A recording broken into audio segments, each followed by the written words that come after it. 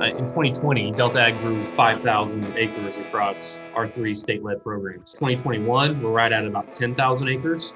It's a mix of probably 50% TriCrop, 50% feminized. That's George Overbey, CEO of Texas-based hemp company Delta Ag.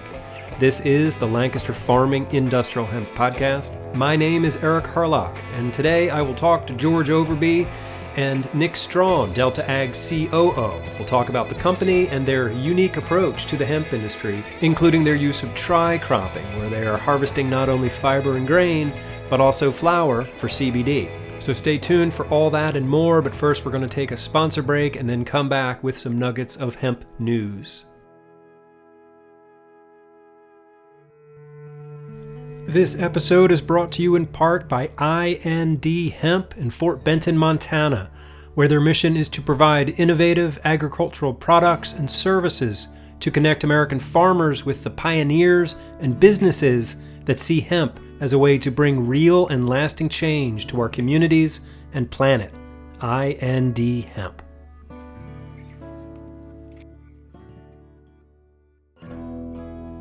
Okay, just a few nuggets of hemp news for this week, November 10th, 2021. Here's a story from the University of Vermont, warning against the potential dangers of mold and yeast spores in hemp. The story says that growing hemp in the Northeast, where irregular weather patterns, swings in temperature, and the ubiquitous nature of airborne yeast and mold spores can come together to create a perfect storm of microbiological problems for growers who could get sick from breathing yeast and mold spores. The story says that hemp material containing large amounts of fungal organisms may also contain hazardous levels of mycotoxin, leading to acute toxicities or even carcinogenic effects after chronic exposure. It's known that certain agricultural trades do have increased risk levels for hypersensitivity pneumonitis as a result of exposure to various molds. Illnesses with names like berry sorter's lung, farmer's lung, or wine grower's lung are associated with mold species like Botrytis cinerea, commonly known as gray mold. This species of mold is also known as the dominant casual agent of bud rot in hemp production and is commonly found on plants harvested during industrial hemp cultivation. This next story from Scottish newspaper The Scottish Farmer asks the question, could hemp be the next dietary hit? It says a new study has found adding hemp seed to human diets can help modulate gut hormone levels in the blood and promote a feeling of fullness after eating. The first of its kind study conducted by researchers at the University of Aberdeen's Rowett Institute has been published in the European Journal of Nutrition, prompting a fresh look at the crop, which used to be widely grown in Scotland as a source of protein, dietary fiber, healthy fats, and micronutrient minerals. So I'm happy to hear that hemp is being discussed in Scotland, and I sincerely hope that it's also a major topic of conversation in Glasgow at COP26.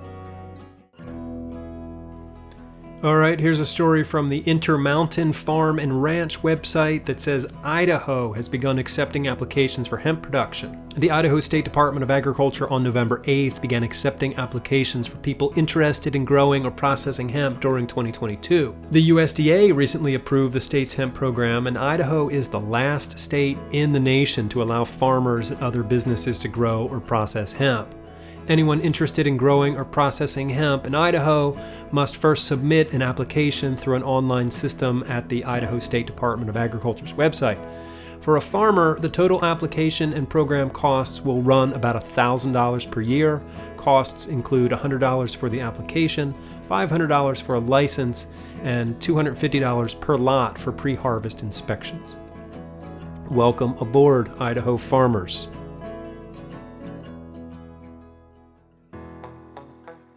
Okay, here's a story from MarketWatch.com, and there are a few names in the story that you might recognize from this show. The headline reads, "Can industrial hemp become a sustainable building material? These private investors think so." The story starts off like this. A new, roughly $30 million industrial hemp decortication line built by Montana-based, privately owned oil seed and fiber company Hemp represents the future of industrial hemp as a potential building material and green ingredients for cars, among many other uses, advocates for hemp say. And now the U.S. only has to build 524 more of these 5-ton-an-hour hemp processing facilities as a key element of a potential $32 billion positive economic impact from domestic hemp fiber by 2030, according to a study by the National Hemp Association. That's where a new private equity fund called the Replant Hemp Impact Fund comes in. Formally announced on Saturday by cannabis executive and advocate Jeff Whaling, the fund aims to invest $500 million by 2030 in the supply chain for industrial hemp to jumpstart the business. Big corporations are looking at hemp, but they won't invest if there is no supply chain, Whaling said at a presentation at the Cannabis World Congress and Business Expo last week in New York City. As a side note here, I just scheduled an interview with Jeff Whaling for this Friday, so on next week's show, we will most likely hear about Jeff's latest endeavor to build the hemp industry and the supply chain. Okay, just one last thing. So last week was the Pennsylvania Hemp Summit, and in case you missed it, I have written a recap of the 3-day conference that will appear in Lancaster Farming newspaper this week. There will be a link to this recap in our hemp newsletter, which goes out Friday afternoon. So if you haven't signed up for that, you should sign up for it. You can find a link to our newsletter sign-up page on the show page for this episode, along with links to all of these stories that I just told you about. All right, let's get started with our interview with the guys from Texas-based hemp company Delta Ag.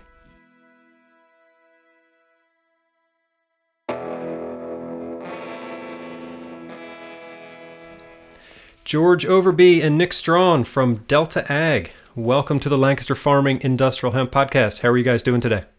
Doing good, doing good. Thank you for having us. Good. Yeah. Thanks for having us. Yeah, I wonder if you could each give me like a quick introduction. Yeah, I'm Nick Strawn, Chief Operating Officer of Delta Ag. Focus on anything from operations of our facilities to our farm programs to sales and anything in between. Okay. George Overbey, CEO of Delta Ag. My background is in oil and gas. Nick and I started Delta Ag about 2 years ago now, in order to kind of vertically integrate the supply chain as it relates to big ag and farming in the hemp space. And so Nick and I both are highly involved in all aspects of the business day to day, and we're excited to kind of share a little bit about that here with you today. Okay.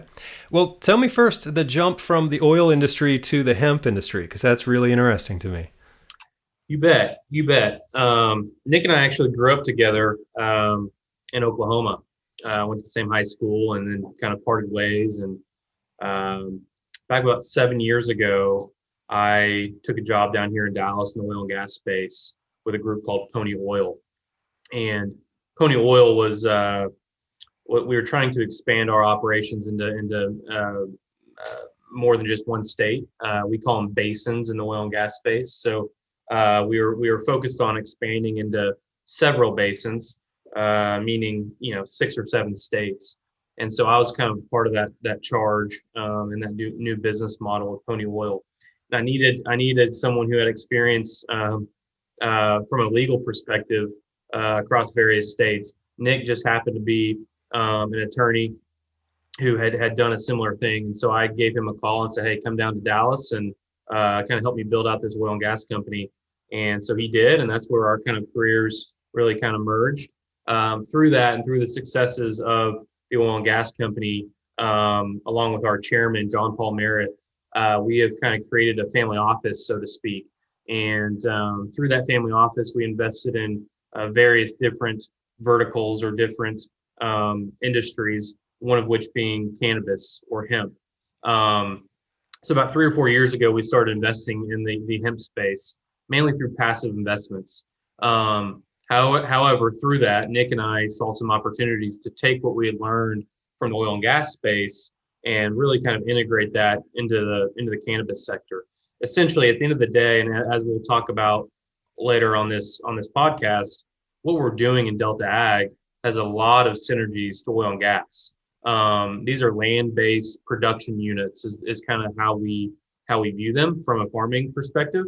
And so essentially we're doing a lot of the same thing that we did in the oil and gas space.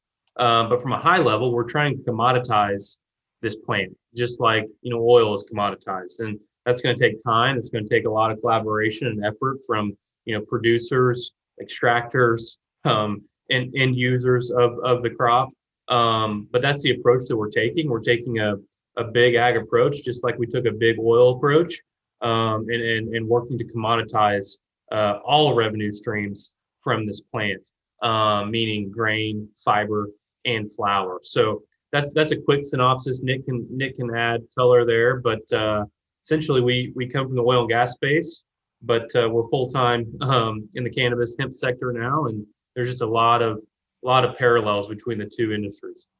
Okay. Yeah, I think the only thing that I would add there is not only did we bring like a management experience from a supply chain that is built around scale and leverages those economies of scale, but when you're building out a nascent industry like the industrial hemp space, it's not just about achieving scale, achieving processing efficiencies. It's about underlying it with structures that incentivize growth and incentivize those things. And so I think that's one of the things that we brought from the oil and gas space over was how do we structure things financially and contractually so that both sides are incentivized to grow, and we've got a structure that within itself can grow, right? I think a lot of what we saw when we got into the space was simple transactions, spot buys, not a lot of contracts underlying these transactions in general. And so that's part of what we like to hang our hat on, is we've brought in not only an operation that's executing at scale, but a full company and a full corporate organization that's built to scale as this industry grows. Okay. I guess in my head, it seems counterintuitive to have to come from the gas and oil and get into hemp just because of that sort of carbon thing. It seems like oil and gas is carbon positive, and hemp's got this potential to be carbon negative. So can you talk a bit about carbon? Yeah, I mean, I think the first thing I'd say to your point is that us as a management team, Nick and I specifically, we've always taken a little bit of a contrarian approach to things, right? And I think you hit the nail on the head, and that it is a little atypical, right? Maybe, but we see a different story, and that it's a perfect segue, right? I mean, we have a lot of relationships in West Texas and other areas of the country where hemp is going to be grown. With producers, farmers. We also have relationships with the oil and gas companies, right? Who need that story, who need a carbon offset. Carbon tax is coming. You've already seen it in obviously the single-use plastics. You're seeing it in the oil and gas space. I mean, we believe that we are going to be creating a petroleum replacement as it relates to our hemp fiber and what we can create from those products. So we believe it's a great story to tell, and that we can provide a lot of our previous connections or relationships, the marketing, the PR, the value of carbon credits, right? And that's going to play a massive chapter in our story of Delta Ag, is that we are going to be leveraging our relationships in the oil and gas space as we think about a CO2 coalition, or as we think about carbon negativity and how that's going to play a part in our business and the environment as a whole, and the United States. Yeah, and I think that to George's point, there's a lot that the energy industry can gain by collaborating and helping grow the industrial hemp supply chain, right?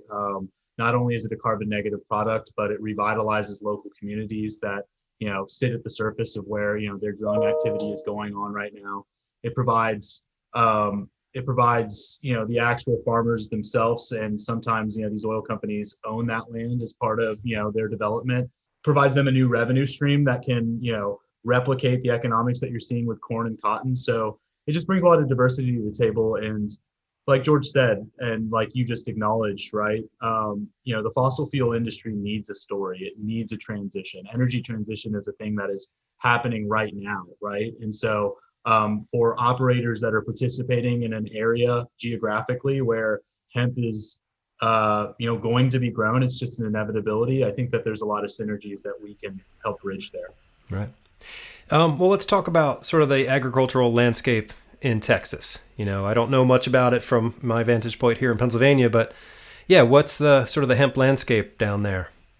Yeah, so first and foremost, West Texas is probably it's the number one place in the world to grow fiber, right? That's why cotton's grown there. Biopolymers and sorry, not biopolymers, but cellulose, production is that's what it's suited for. And so the infrastructure already exists to grow, produce, harvest, and process similar plants to cotton, or sorry, to hemp in the area already, right? So I think from an industrial agricultural commodity landscape, it's probably the perfect place to start. You've got people on the technical engineering side who can look at the hemp plant and say, okay, this is what we did in cotton. This is how we should tweak these machines to effectively separate it, right? We've got growers who can adapt to the plant on a season by season basis and make incremental gains in growing and yields because that's what they've done already, right? With specialty crops, but also cotton in general. It's one of the few places where you've got enough water to be able to grow at scale, but not enough to where you can overwater the plant. So there's a lot of things that make it beneficial, but more so than anything, it's the community of growers and the community of processing that already exists there. I think that's why hemp in West Texas has already got a leg up, and that's why it's going to succeed. Nice. Yeah, I think to add to that, if we take a step back and maybe just for maybe a listener who doesn't know exactly all that Delta Ag is doing, we have three state farm programs. Western Colorado, Western Kentucky, and then West Texas. Our headquarters are here in Texas, and so Texas is something that we talk about a lot. But we are, we're focused on driving the narrative in all three of those states and beyond that. I mean, we have a program that we were out there sourcing third-party material to kind of bring into our network and get to the spec that we need it. And so, we're sourcing material out of California, Oregon, wherever we can get our hands on quality material, we are sourcing it.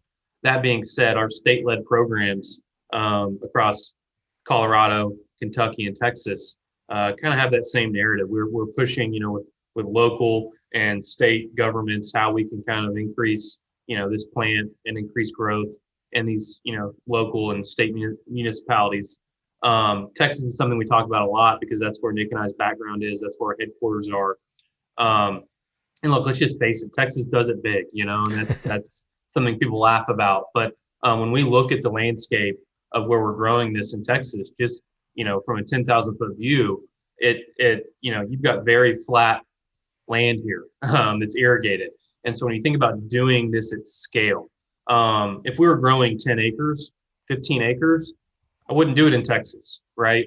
We're growing thousands and thousands of acres at scale. And so for us, Texas provides kind of the perfect landscape for it, as Nick mentioned, that most of our producers have grown cotton their entire lives. So this is a very, very similar crop to grow as it relates to water. It actually needs less water. But from a harvest standpoint, from just a logistical standpoint, as you think about doing thousands and thousands of acres, there's not a better place to do it than Texas. And so we're proud of the fact, as a company, Delta Ag, we are the first group to grow hemp in the state of Texas. And so not only did we grow, we grew thousands of acres. And so that's something we're leaning into as a company. And we're excited to see how we can kind of take this crop and, take the state of Texas and marry those two and see where, this new commodity can go here in the Lone Star State. Cool. So tell me about those acres of hemp that you grew. Is it all fiber or what? Like specifically, how many acres did you grow? Yeah. So in 2020, first year that they opened up the program, we grew about 800 acres, 1,000, but we harvested about 800 acres of TriCrop. Our TriCrop genetic is something that we developed in-house. For those who aren't familiar, TriCrop just means something that's grown for yields of grain, flour, and fiber. And the genetic makeup of the material, it's half female, half male. So our production model that first year, We didn't want to cull males. We didn't want to have to deal with any of that, more delicate kind of, handling of the field. We just farmed it like a big industrial crop. As we look to this year in 2021, we're splitting those. We split that. We did, half of it at high plant population feminized, seed. So a little bit more floral yield. There will be some stock, but less seed in that instance. And then we farm TriCrop again. Our processing in Texas is focused on, separation of the plant into its derivative parts. We have that at every one of our facilities, but more particularly, we have some additional ancillary equipment that's focused on fiber processing and separating the stalks of our TriCrop and our canna crop into bast and hurt. So on the hurt end, we feel like we produce a very good product. It's just yield based. On the bast side, we're still trying to figure out what we want to do with it. We're not producing, textile grade fiber, but we are producing good composite grade bast. So, there's a little bit of in every farm program, a chicken or the egg, right? You've got to go out and prove the concept, see what the results are, and then tweak them. But you've got a year to kind of refine those practices. You only get one shot a year. Right. So, we're only in our second season in Texas. We think that it's going to be a good place for fiber and TriCrop growth in general. I think that's what we will circle there. But to date, we're still in a stage where we're trying to identify what's the best production model there. Okay. Yeah. To put it simply, in 2020, Delta Ag grew 5,000 acres across our 3 state-led programs. 2021, we're right at about 10,000 acres. And it's a mix of probably 50% TriCrop, 50% feminized. And so, where we're selling our end goods kind of directs our methodology in all of this, right? Again, we have the equipment and the technology to separate our crop at scale on the back end, to separate grain, fiber, and flour. So we kind of encourage the crop to get seeded, right? We know what potencies we need to hit on the CBD side, which is originally why people didn't want the crop to get seeded, as it soaked up a little bit of that CBD. For us, we're producing enough high quality flour from our canna crop that we encourage a little bit of pollination because we want that grain. We want to be able to separate that grain. That's a commodity stream for us. That's a revenue stream for us. The issue becomes when you don't know how to separate it on the back end, you can't do it at scale. Right. We don't have those problems. And so we encourage the way that we grow because it allows us 3 revenue streams. And look, we'll get into this later on the podcast, but if you look at our business model today, and this is why, I'm so excited about Delta Ag and the future of this company, is that grain and fiber are waste streams to us, and that we are monetizing our waste streams. Flour being our main kind of revenue driver, right? As we vertically integrate all the way to CBD isolate. That being said, as we scale this company, as we continue to grow more and more acres, that growth in our company is going to be around grain and fiber to go meet a Purina contract or go meet some bioplastics contract. Right. When that happens, flour will then become our waste stream, right? Those things are going to flip on their heads. And so from just an accounting perspective or from an economics perspective, we're going to be at a spot in our company here soon where we can allocate 0 costs to our flour. And then because it's our waste stream. And we believe that's going to allow us to, capture the market on the flour side and the CBD isolate side, be the lowest cost producer, while we're kind of pushing our grain and fiber initiatives along. And so, do you think that the TriCrop hurts your yields on grain and fiber? Like, couldn't you get just much greater yields for fiber and grain if you weren't also going after the flour? Certainly. And I think you'll see as we grow as a company, we will be doing just like we did this year. We did some feminized acres this year. Going forward, right, we're going to be doing farm programs that are fully feminized. Some are TriCrop, some are just grain specific genetics, some are fiber, right? And so all that is part of the calculus that, we're working in our heads to, depending on where our the demand is on the back end of this, or what contracts we have on the back end, that's going to drive our methodology of what we grow. Okay. But certainly you can get better yields if you grow a grain-specific genetic. It's just the cost-benefit analysis of, are you getting any flour out of that? And so those are the things that we've taken from the oil and gas space to implement into this industry that we don't really believe a lot of people have been doing to date. So it's like kind a refinery model, like you take the crude in and you break it up into the different components. Exactly. Yeah, and I think one of the biggest risks in the hemp space is, like I said earlier, it's a lot of chicken of the egg activity, right? And there's a huge risk in going out and building a farm program on spec when you don't have markets built downstream. And so the benefit to the TriCrop model, in my opinion, is that allows us to aggregate enough supply to be able to go prove and develop markets and identify what specs we need to get hit. And then, the economics may not be perfect on that, but as we go out and we prove that those verticals exist, we can refine our production model to maximize yields and really drive the economics that we need. Talk to me about your relationship with farmers. Did you have to go out and convince these guys that they should be growing hemp instead of whatever they were growing before? Or what was that? What were those initial conversations like? Yeah. So, when George and I started Delta Ag, it wasn't the best time in the hemp space for a producer. It was 2020. COVID was just really starting to kind of drum up in the United States. I think the day that we started Delta Ag was also the day we shut down our office at Pony because, of the city mandates. And there was a huge oversupply on the hemp market, right? So when we went out, we did it with the calculus that, hey, production is going to decrease simply just because of supply and demand. There's an oversupply right now.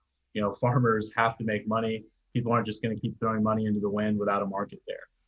So when we went out and we talked to farmers, one, we were fortunate enough to take, and partner with farmers in Western Colorado in the town of Delta to scale these production models, to scale our production model, to scale our farming methodologies. And they helped us kind of translate a lot of what we wanted to, right? So when we went out and we started kind of engaging farmers, again, it was COVID, so we had to do it in barns. We were standing 6 feet apart from each other in big circles. And it was essentially our original farmers from Colorado and myself going from barn to barn and just convincing people that our production model insulated them from a lot of the risks that they had seen already in the hemp space. Our scale was going to enable us to go get contracts on the back end so that they wouldn't be farming on spec. Our production facilities would be built in time so that we could process the plant and get it dried and it would be a marketable state.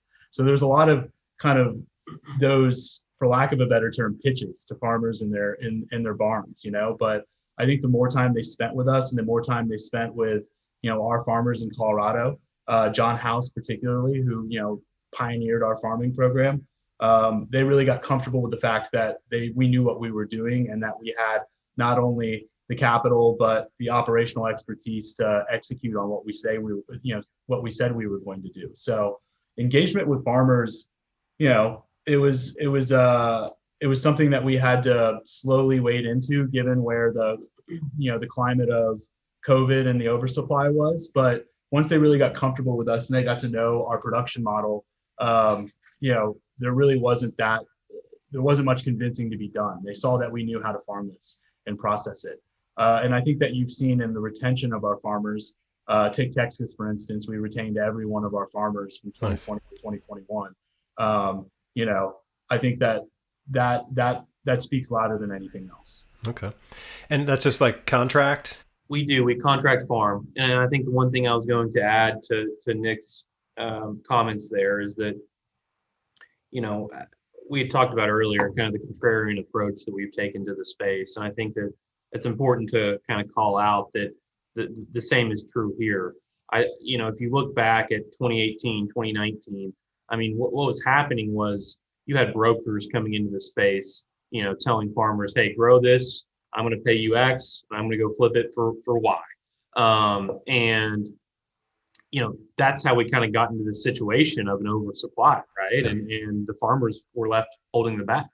So when you think about our farm program and the conversations that we had, And the way that we built out our producer network is that we come and we provide them the genetics. We give them the genetics to grow, and we don't just say, hey, grow this, we'll come back in 4 months and see what's there and go flip it. That's not the business model we have. We hold their hand throughout the entire growing process. Our farming, our processing facilities are right there around this acreage, and so we take an approach that we're connected with these growers throughout the entire season. They're planting our genetics, they're using our SOPs, they're using our methodologies. We help them with the harvest. We actually harvest.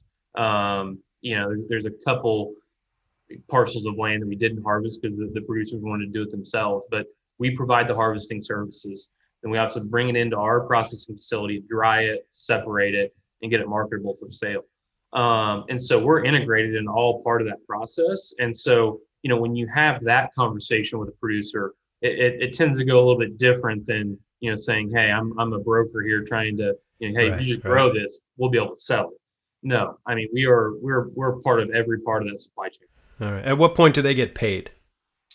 Good question. So that's kind of the follow-up to that is that, we pay in tranches throughout the grow season. So that way the farmers can, at a minimum, not be coming out of pocket for their costs. But we pay them a tranche payment and the kind of planting season when they plant. Mm-hmm. We pay them another tranche payment at harvest.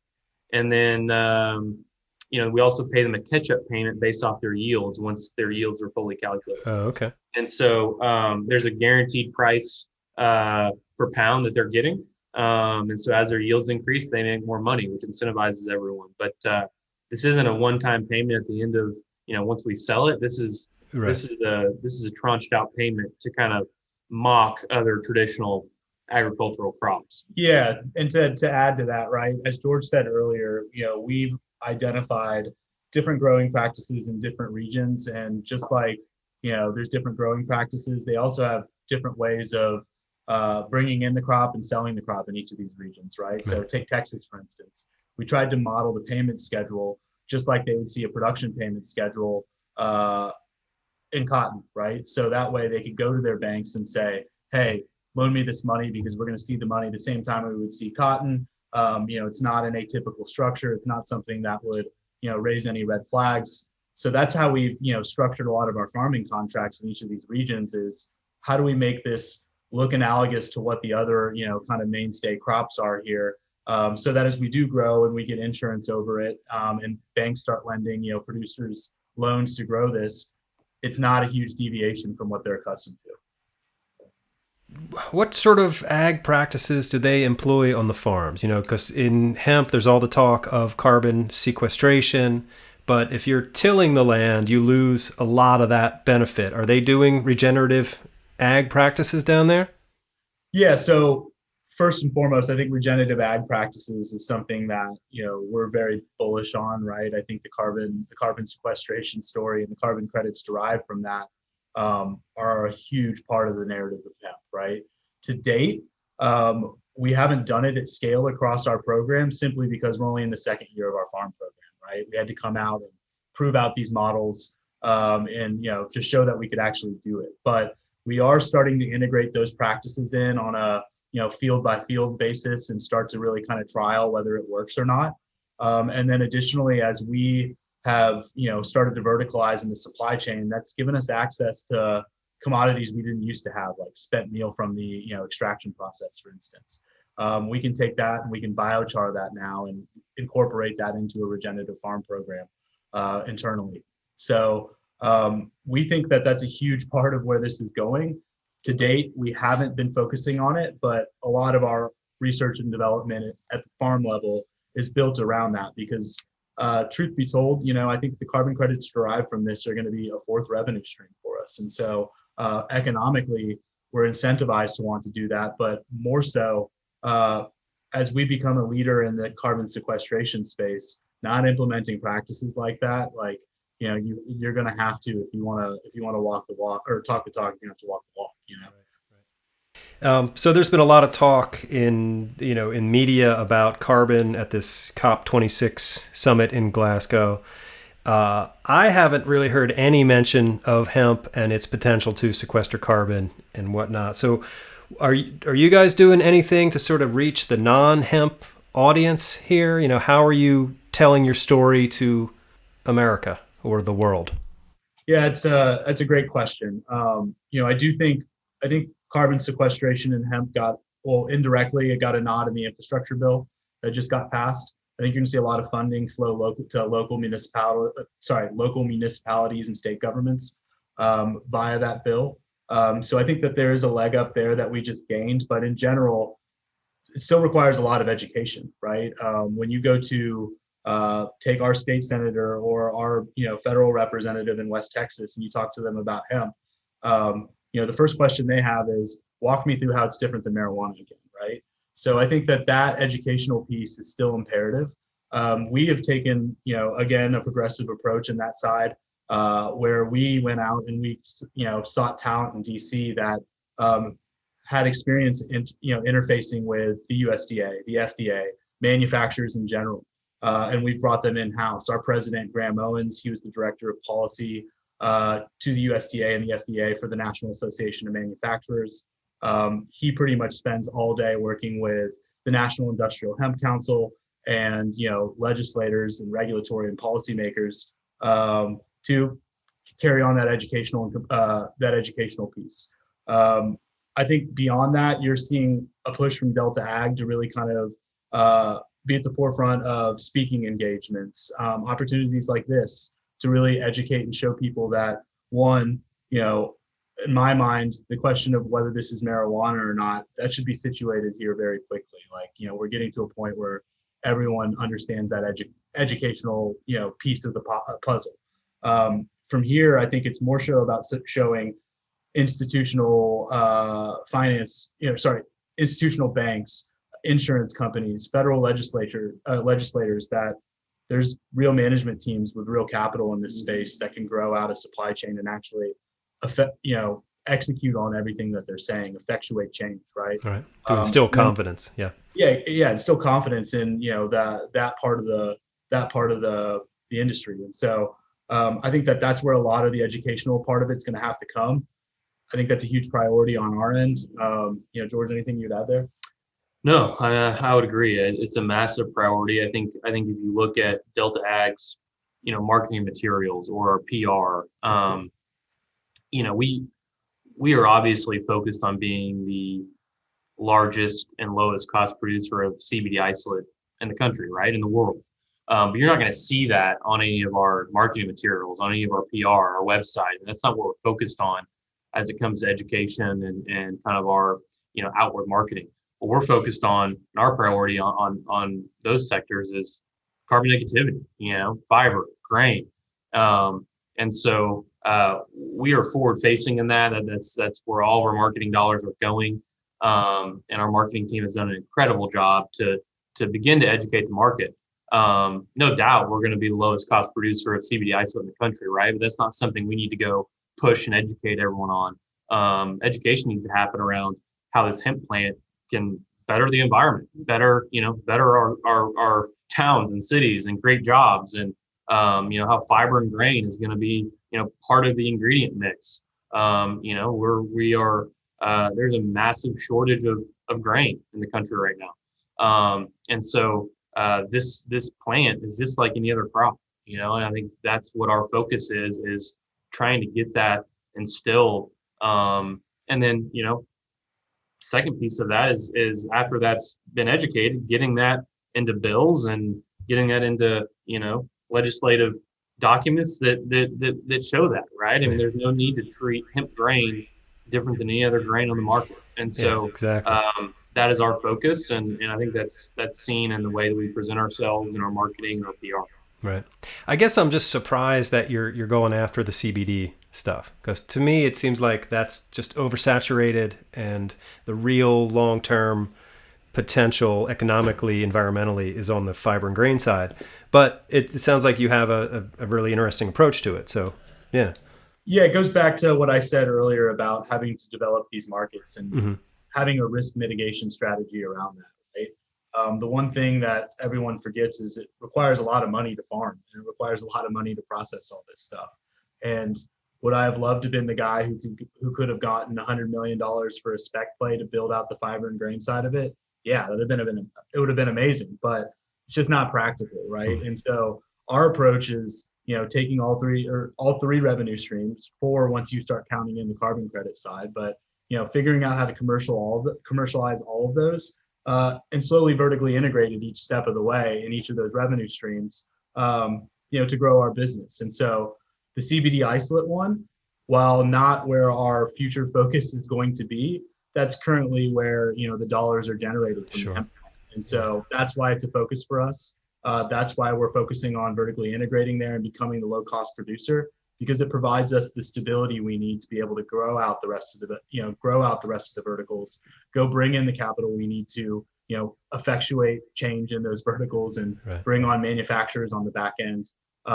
It's just a measured step in being able to, grow this industry. Right.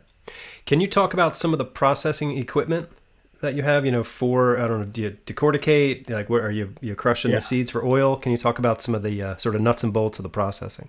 Yeah. So, again, we keep saying it, but we've taken contrarian approaches in a lot of what we've done. On all of our processing equipment, we just took equipment that was currently being used in industrial agriculture processes and, integrated them to hemp, right? So we took grain cleaning equipment for separating out our grain and our flour, and tweaked it for hemp, right? On our processing for fiber, we took equipment that was used to separate car engine blocks, because you need something to separate that herd and that bass. It's a hardy plant. We just thought, if this thing can blow up car engine blocks, it can blow up a hemp stalk. So we've taken approaches like that, right, where we're trial and erroring equipment from other industries and figuring out what works. I think the one thing that you'll find with us is that we're never afraid to take that risk and see what kind of processing equipment works, simply because all of this stuff has already been designed to handle this kind of material, right? We just haven't specifically used it on hemp. And so our success has come from marrying processes that are being used in other industries and bringing them to the hemp space, because we don't need to reinvent the wheel. We just need to put it on a different car. There you go.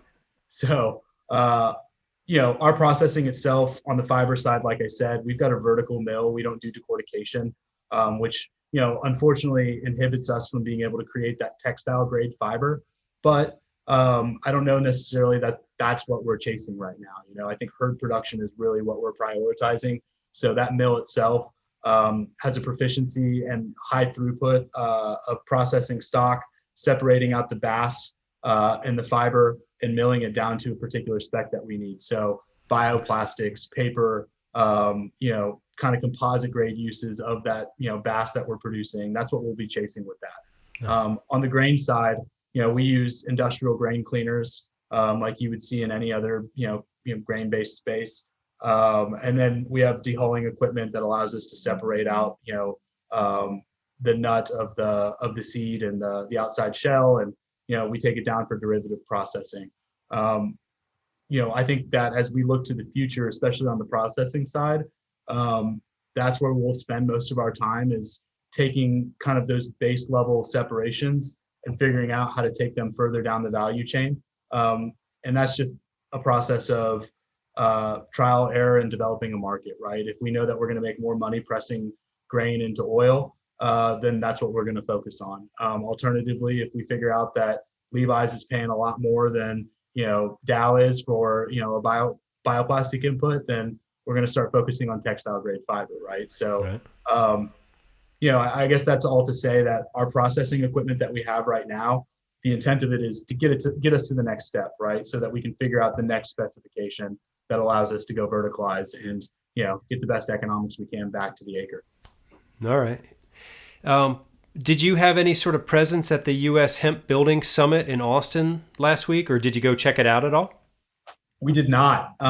We did have, most of our farmers and most of our peers in the Texas hemp space, kind of champion us, at these events. So we didn't have a particular presence at that event, but heard it was a good show. You were there in spirit. Yeah, exactly. Right. So between the Delta 8 THC and the Delta variant of the coronavirus, how do you feel about your name now? And what do you do to sort of get around these curveballs? Yeah, that's a question we certainly get a lot, and something we've got to explain. Look, I mean, it's the nature of timing. We picked our name prior to any of that.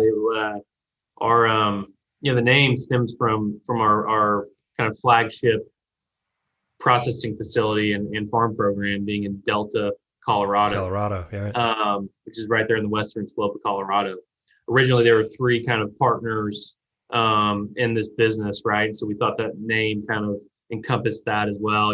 Delta being the triangle, three parts of the triangle, and then we set out to be the change in this industry, right? And so the name Delta, has a lot of meaning to us, and it's something we've definitely thought about kind of transitioning out of. That being said, like, we're always going to be true to our roots, and this is who we are, and it's something we explain, but we're not shying away from. And so, we have no connection to Delta 8 or the Delta variant. It's funny, really, but yeah, Delta Ag is the name is here to stay for now, and there is meaning behind it, and we're kind of staying true to that. So good. Yeah, in my opinion, this whole Delta 8 thing is just a bunch of nonsense. It's like the last thing the industry needs at this point is for people, because they've been saying for years hemp's not going to get you high, and then suddenly they've got this. I think it's I think you've seen, or if you visit our website, you'll see that we've come out with a statement, regarding Delta 8. Yep. We feel the same way. We feel that it confuses the issue. In Texas, for instance, it was pretty much the only thing that stymied the passing of the hemp bill last time around, and there was a lot of favorable provisions in there for producers. It would have commoditized grain. It would have brought that to the kind of a legal marketplace in the state of Texas. But it all got held up because of this Delta 8 debate. And so our opinion is, regardless of how you feel about Delta 8, it doesn't need to be part of the conversation when you're talking about industrial materials, when you're talking about grain. Like, let's bifurcate cannabinoids and like have our our grain and fiber on the other side, and there's two separate regulatory treatments there. I get that that's tough, and this is probably the first time any regulators had to face a challenge where a plant can do everything from get you high to build you a home.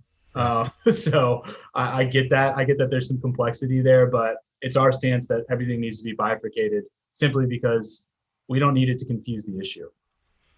Right. Yeah, I think marijuana is a distraction to the whole larger story of hemp. And exactly. I mean, I get it. I understand how it's all connected, but as a hemp journalist and sort of an advocate for the fiber and grain side of things, I find it so frustrating. It's just like, really, you want to talk about marijuana? There's so much more you can talk about here. So how about like other companies in the space? Do you see them as competitors, or are you all in it together, or how do you sort of mesh with the hemp industry? Yeah. Look, our stance is that this plant and these supply chains, it's going to take collaboration from a lot of different companies to really push this thing forward.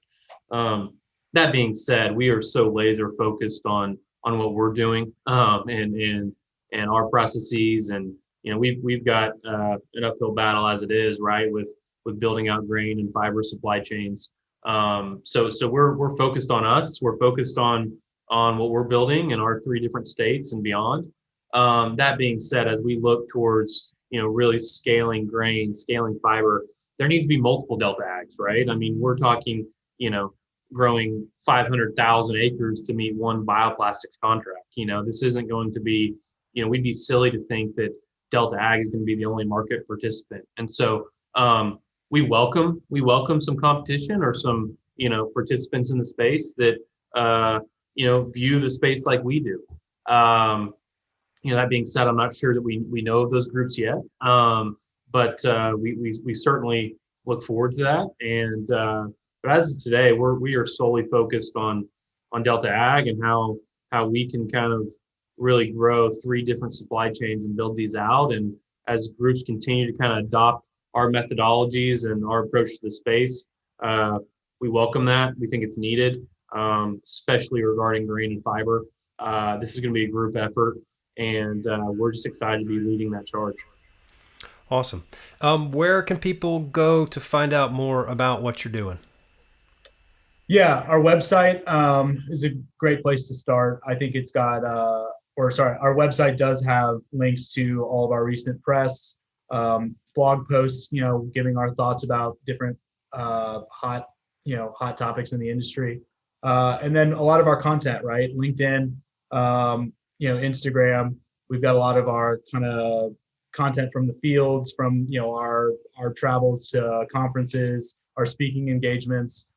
You can kind of find all of that at our website and at our social media sites. So what's the web address? www.deltaag, DELTAAG.com. Deltaag.com. Okay. Yeah, and then I'd say as we're going to have a presence at all these hemp conventions, and while we weren't at the Builders Convention, we're going to be at anything from pet food conventions to bioplastic conventions. We're going to have a presence. Obviously, we will be at all the kind of standard hemp conventions. We're a sponsor at the Texas Hemp Convention here in a couple weeks.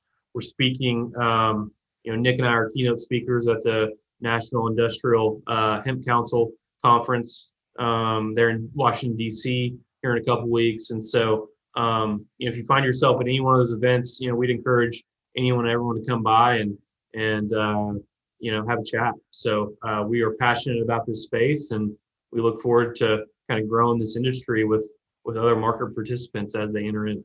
Awesome. I applaud your efforts. So if you guys have any advice for prospective hemp farmers, like people who are on the fence thinking about getting into it, what would you say to these guys?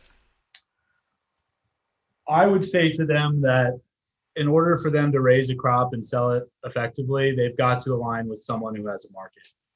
I don't think that the industry is old enough or mature enough to a point where a producer can grow this on spec, 100 acres, 10 acres, 10,000 acres, and simply just be able to market it and someone's going to come buy it from them.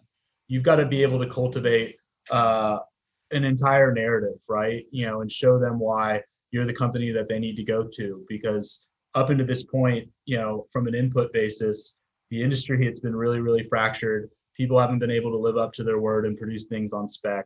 Alternatively, people haven't been able to pay for things that were produced on spec. So my advice would be, make sure that if you're going to do this, align with someone who has a market or you believe can competently develop the market. Alternatively, you're going to be sitting on a bunch of hemp and you're going to be fluctuating in the wind, hoping that you can sell it for pennies on the dollar. So that's my opinion.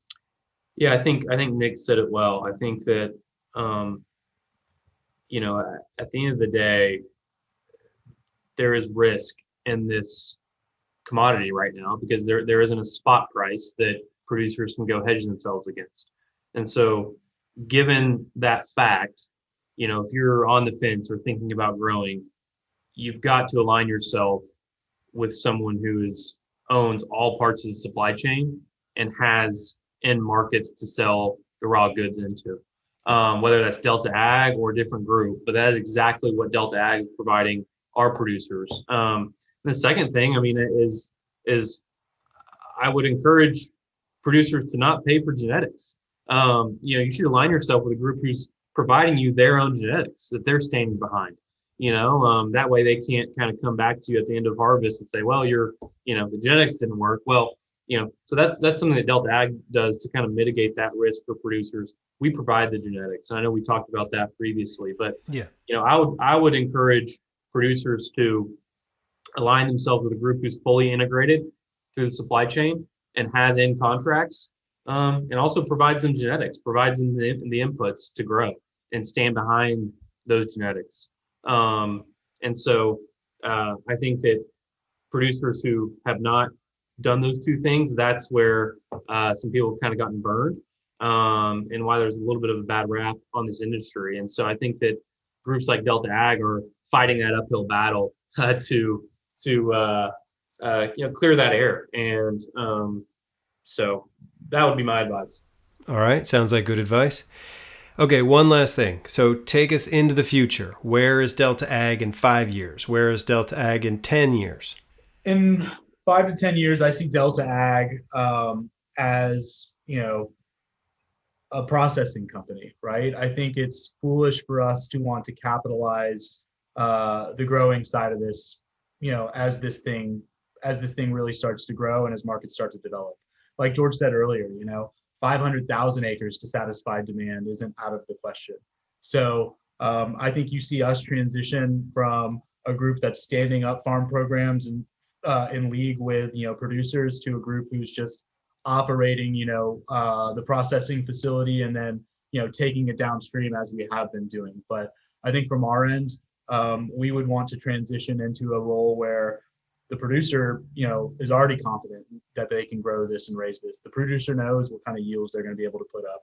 The producer doesn't have to come out of pockets on genetics. They trust the genetics. Once all those things are in place, and banks are coming in and financing their ability to grow it, and we can overlay insurance on top of it, the producer doesn't need Delta Ag to hold their hand through the production model, right? They can deliver the crop.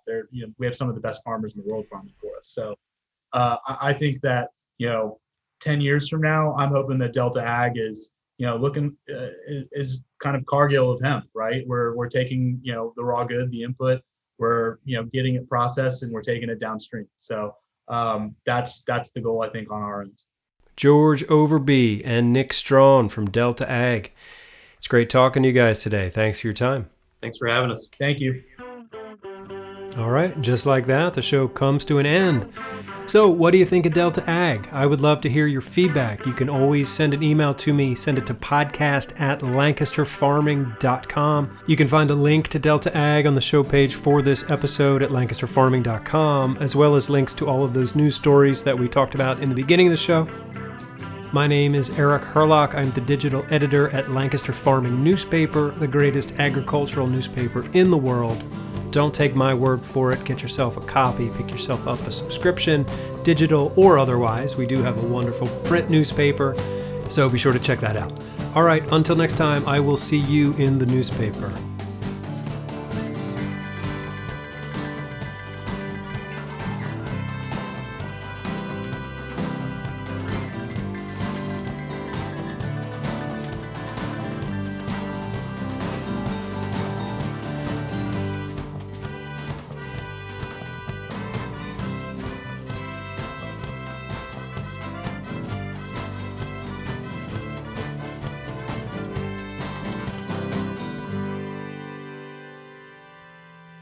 Industrial hemp. Episode 166 of the Lancaster Farming Industrial Hemp Podcast is copyright 2021 by Lancaster Farming Newspaper, which is part of the Steinman Communications family.